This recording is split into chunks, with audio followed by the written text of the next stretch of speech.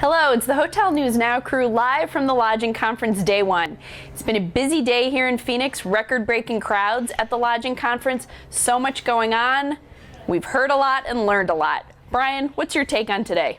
Well, one of the first things we heard about today and throughout the day is labor continues to be an issue in the hospitality industry, mainly the cost and the availability of it. Since the recession, some labor companies, there's been a lack of qualified tradesmen in certain areas. They mentioned roofing, they mentioned electricians. So areas along the West Coast, East Coast, it's pretty tight there, and it continues to be an issue, and it's just a question of whether that's going to bounce back, and if so, when. Well, Bryan and Steph, I mean, like you said, it was a busy day, lots of action going on, and what's still clear to me is that there's still a lot of ostriches in the industry, putting their head in the sand, trying to not really get what Airbnb presents as a challenge to the hotel industry. They don't really get the whole effect of the supply pipeline right now, which I think is greater than what a lot of people like to admit. We judge by the number of press releases we get for hotel openings, and they're coming in bunches, folks. So there's a lot of that. And then people are underestimating the effect that the power of independents have in the hotel industry these days.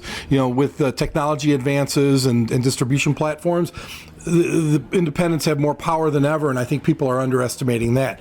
On the other side of the coin, they're starting to realize that the impact of the data security breaches that are happening has got to stop. You're never going to stop them completely. You've got to try to keep them from happening or control them when something does happen, know what happens. So a lot of these companies are pumping money into that area. So there's just a lot of moving parts right now, and it's interesting to see how the executives are handling it. Steph?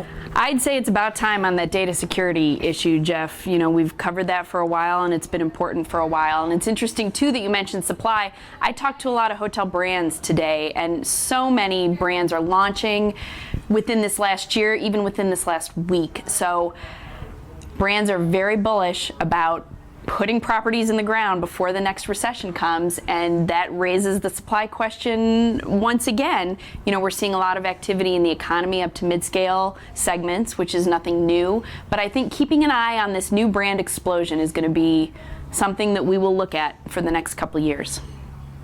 That's our take on day 1 of the Lodging Conference. Stay tuned to hotelnewsnow.com for more news. See you tomorrow.